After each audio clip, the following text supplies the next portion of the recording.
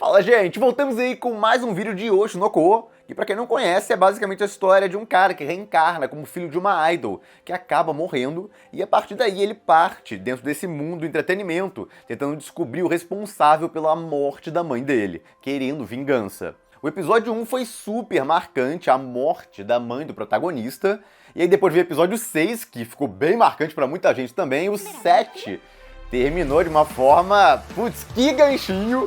E aí veio agora o 8, que também teve uma ceninha, bom, foi marcante. Só que pra quem leu o original, foi meio que uma cena que eles aliviaram um negócio que tinha ali. Tava cheio de gente na expectativa de ver essa cena. Porque o protagonista não parece nada bonzinho nela. Só que eles pegaram e aliviaram e romantizaram a cena. E dificulta até a comparação com esse personagem que muita gente que lê a obra faz. Essa cena aí é perfeita devido ao negócio que o protagonista fala. Só que eles mudaram o que ele fala. Então nesse vídeo aqui eu vou comentar sobre isso, sobre o episódio como um todo também. Como sempre, quem puder, apoie o canal, vire membro, você ganha vídeos extras toda semana. Já tem mais de 700 acumulados e o mais importante, você vai estar apoiando mais aí no meu trabalho. Então quem já é membro, muito, mas muito obrigado. E quem não puder, só dá um like aí, se inscreve no canal para não perder nenhum vídeo. Ou vídeos aí de Oshi no Ko. É K ou Ko, alguns podem estar se perguntando, porque cada vídeo eu falo uma coisa diferente. É Ko o correto, de Kokoro. Então por que eu falo K?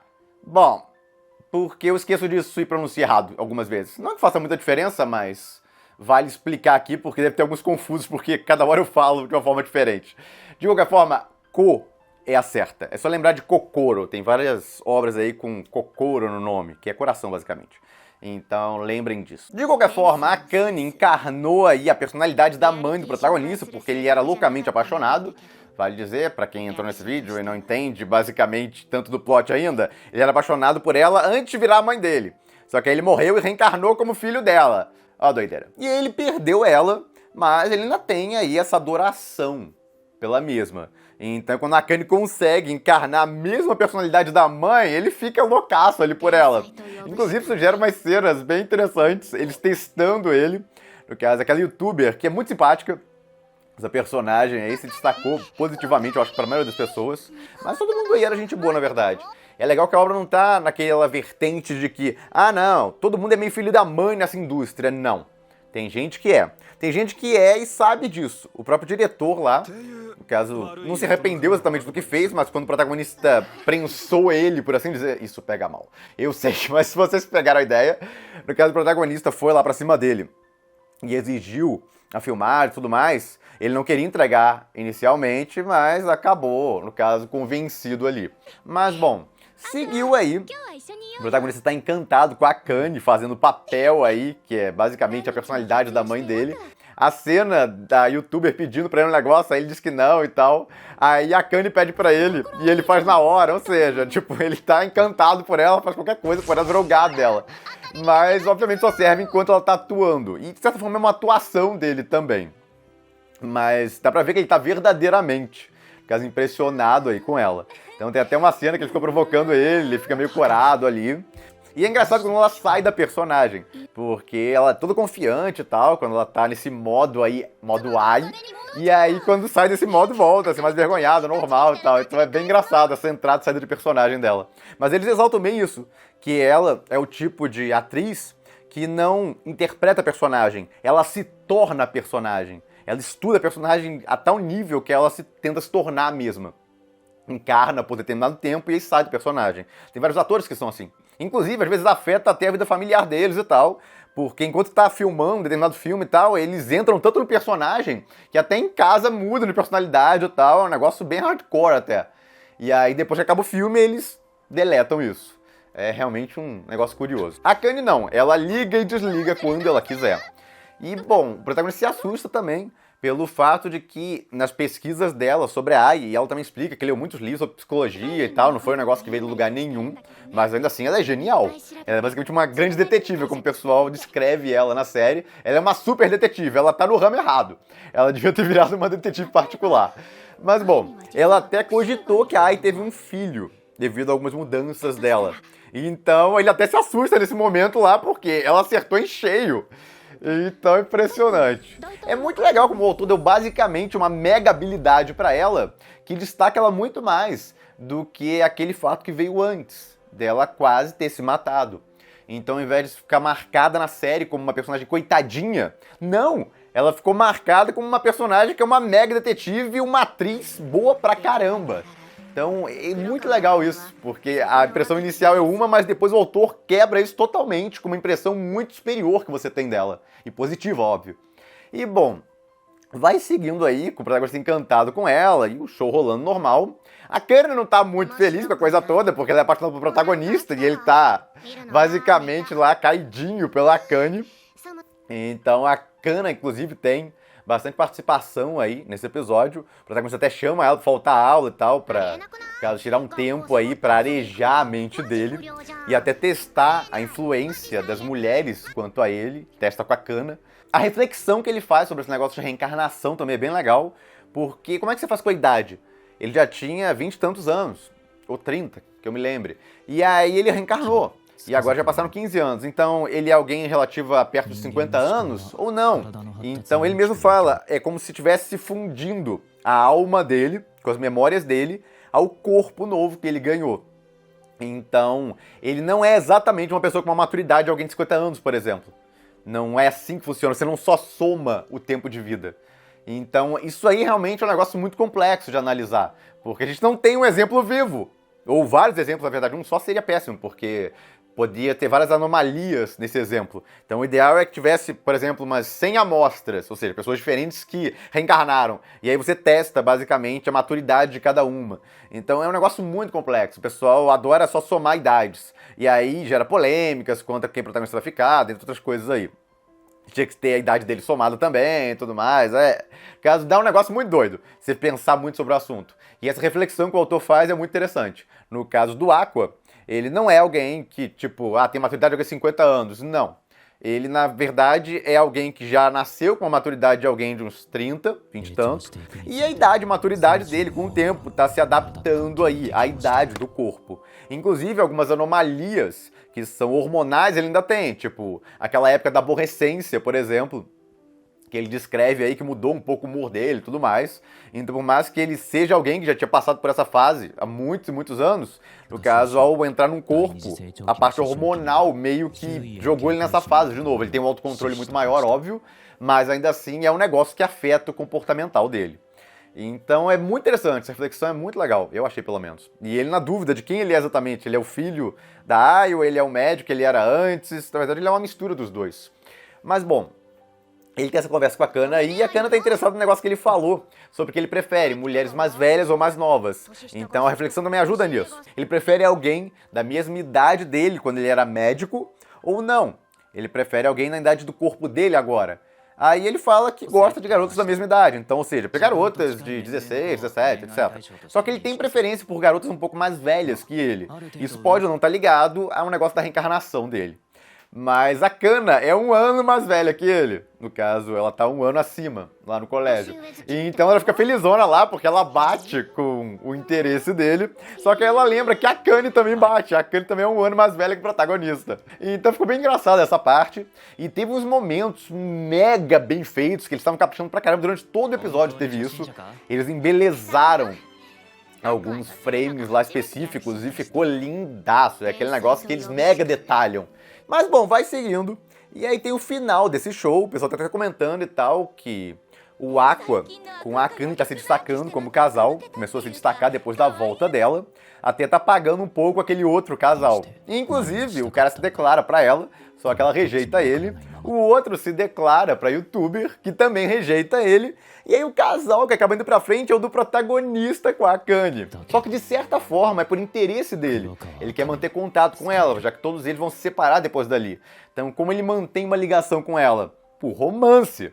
E então ele vai, se declara pra ela, mostra ele falando alguma coisa lá, e aí ele se aproxima dela e beija a mesma, formando aí um casal. E bom, no original ele pensa isso. Sim. Não é muito bonito, né? Basicamente, ela é uma ferramenta indispensável. Ele viu as habilidades dela como detetive e tal. Então pode ser útil pra ele, pra ajudar ele até, porque ele tá investigando dentro desse mundo. Então a ajuda dela no futuro pode ser realmente um negócio muito valioso pra ele. Fora ele também provavelmente valorizar o fato dela conseguir encarnar a mãe dele. Mas o ponto é que soa bastante frio. Olha os olhos dele nessa cena. Estão escuros. Lembra que eu falei que os olhos dele, quando estão claros, ele tá normal ou até tá positivo? Enquanto quando o olho está escuro, essa marquinha, essa estrela no olho dele está escura, ele tem intenções negativas por trás. Então, olha só, o olho escuro ali com esse pensamento. Ela é uma ferramenta indispensável. O cara parece um vilão, basicamente, aí. Ele lembra muito um outro personagem que também fez a mesma coisa, que é o de Glass of Elite, só que lá ele é mais cruel ainda. Por isso que a gente chama o personagem de Oshinoko de Ayanokoji Light, porque ele não é cruel igual Ayanokoji, mas ele manipula e faz algumas coisas que se assemelham com certeza. E ambos se referem a garotas que ficaram apaixonadas por eles como ferramentas. Então, realmente não tem como não bater várias semelhanças. Só que tem diferença também. O Aqua, por exemplo, ele não deixaria a Kanye passar pelo que a garota lá, que virou depois realmente assistente do protagonista de Classroom of Elite, passou por uns negócios que, caramba! Então, segunda temporada é isso. Não vou entrar em detalhes aqui, não é ideia spoiler tudo, só dei uma ideia. Mas tudo isso dentro do planejamento dele, tal, ele sabia por tudo que ela estava passando, então ele manipulou a coisa toda pra ela ficar caidinha por ele, e aí conseguiu ela como subordinada. Aqui o protagonista tá meio que manipulando a situação também. Ele tá só indo beijar ela ali pra criar uma ligação com ela e futuramente poder ter assistência dela em coisas necessárias. E, bom, no anime não colocaram dessa forma. Você não tem essa impressão mais negativa do protagonista, que ele parece quase um vilão ali. Na verdade, ele só parece alguém que se declarou lá, falou que ela pode ser útil no futuro, ou seja, eles não tiraram completamente a linha, mas mudaram ela para um negócio mais brando. Eles não mostram ele com o olho escuro, igual tem no mangá, entendeu? Alguns podem alegar, marca, isso é uma mudança de frase, não faz tanta diferença. Faz. Isso é mais frio. Esse tipo de cena aí que o autor usa no mangá é uma abordagem mais fria da situação, comparado ao anime, que nunca mostra ele de frente com o olho escuro lá, só mostra ele de lado falando um negócio, ele pensando que ela pode vir a ser útil pra ele, então ele não quer perder contato com ela, e aí ele beija ela. Então passou mais ou menos o que o mangá também quis passar nessa cena, que ele não tá apaixonado de verdade por ela, ele só quer manter contato, mas no mangá soa mais frio, você fica mais, talvez até antipático pela personalidade dele. Ou não, quem admira protagonistas manipuladores deve ter adorado mais o do mangá. Então é uma mudança, não é uma censura exatamente, não mudaram completamente, mas deram uma boa aliviada. Tanto que não é só a frase que foi alterada, foi também como foi filmado o negócio. Não botaram essa cena aí de frente que dá uma visão mais obscura dele, mais dark dele. Tiraram isso. De qualquer forma, ele chamou bastante atenção e a Kanye também, ela saiu muito bem do show. Ele levou o status dela no fim das contas. Então, o que começou como algo péssimo pra ela, parecia que ia destruir a carreira dela, na verdade ela saiu por cima, isso é muito legal. E bom, eles ficam pra decidir o que vão fazer, se o namoro deles é um negócio que ficou só no show mesmo, ou eles vão namorar pra valer. E o protagonista disse que por enquanto quer manter só um negócio meio fingido lá mesmo, pros fãs acharem que eles estão namorando, uma atuação. E ele falando que, embora não se sinta apaixonado pelo eu de verdade dela, ele tem grande interesse nela como atriz. Eu acho que deixando descarado que ele gosta dela fingindo que é a mãe dele, mas o ponto é que ela gostou da afirmação. Mas a gente sabe que ela gosta de verdade dele. A Kana também, que ficou bem mal. Quando ele beijou a Kana, nossa, ela ficou bem mal ali. Deu até pena da coitada. Mas é isso, é as duas disputando ele. A Kana, que é louca por ele, e a Kanye aí, que tá descaradamente apaixonada por ele também. Ele não parece, no momento, apaixonado por nenhuma das duas. Só fica fascinado com a Kanye quando ela encarna a mãe dele. E bom, uma outra coisa. Eu pensei que iam dar um plus nessa cena do beijo. Iam, no caso, mega detalhar ela. Iam pegar e botar em slow motion, com uma trilha sonora marcante por trás. Mas não. Foi uma cena bem seca. Alguns podem alegar que a ideia ali dele não era uma cena necessariamente romântica, já que ele estava meio que usando a situação para criar uma ligação com a garota. Sim, mas dava para ter transformado numa cena mais impactante. Óbvio que tem algum impacto de qualquer forma, para quem não sabia o que ia acontecer, mas é engraçado. Como, por exemplo, no episódio anterior, eu não pensei que eles iam dar tanto destaque naquela cena final. quanto deram. Ficou muito bacana, com certeza. Caso o espanto do protagonista com a garota encarnando a Ai. Não ficou tão impactante no original. Eles botaram todo um slow motion lá, escondendo o rosto dela, fizeram de uma forma que eles melhoraram o original. E eles fazem isso em alguns momentos de Oshinoko. Enquanto eu pensei que eles iam dar um plus aqui nessa cena do beijo, não. Eles animaram como um negócio sem tanta importância. E aí pegaram e desenharam umas cenas mega detalhadas entre isso. É uma visão do diretor, claramente. Ele não acha aquela cena do beijo um negócio tão importante. Caso que valha realmente dar esse plus, tentar melhorar o mangá, deixar mais legal ainda, mais impactante. Então é curioso isso. Mas era uma cena que era possível realmente criar mais impacto ali. E o diretor não fez porque ele não deu tanto valor a essa cena. Aconteceu a mesma coisa naquela cena que o protagonista faz uma atuação lá e ajuda a Kana no processo.